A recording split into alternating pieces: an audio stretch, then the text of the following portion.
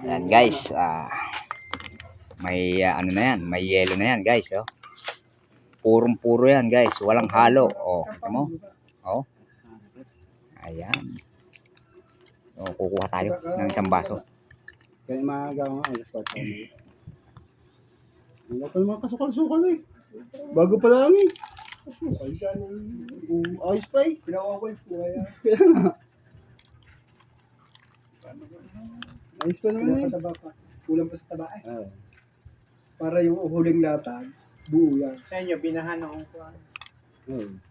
Lahat naman. Hanggang sa inyo sa loob. Eh, sa loob lang ito. Wala nang malalim yung loob namin. Akin loob din hanggang loob. Dito hindi na. Eh sa akin yung gatin eh. Dito. Guys, Hindi sa loob. Eh di ari ko sinapa sa kundi. Basta nakalo. atin. Oo, ang loob ng bahay namin, oh. Miss. Ilan na puno kasi na napuno. Bukong-buko nga. Lahat, Oh. wala namang Ayan eh, ang karsada eh. Nasipa ko pa nga yung isang pantiki sa Hmm. baha, nakalubog. Nakangayin na. Ay, hindi mo pa na-recover? Hindi mo mamatay ni. Ayaw, ay, Gilbert, hindi oh. na nga naputol ang ugat eh. Tropang Gilbert. Oh.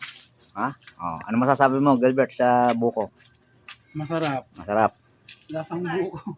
Ayan na, dumating na si secretary. Magandang hapon ho, secretary. Ayan na ang ating president. Magandang hapon, president. Buko pare. Pare buko ano yan eh. Paano yan? Pampasaguyan. yung daan. Ah, bra. Nagagamba. Ay, kung mahalaga kung ako down, kung ako doon ay 2.5 na. Ang gagamba. 2.5. Oo.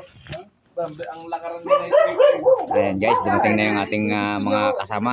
Si President Eric, si Secretary Marcia. So, ayan.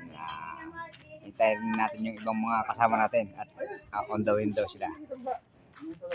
Ipapasok ay pampasa na lang. Dahil kompleto pa lang kasi. Laban ng gagamba. Wala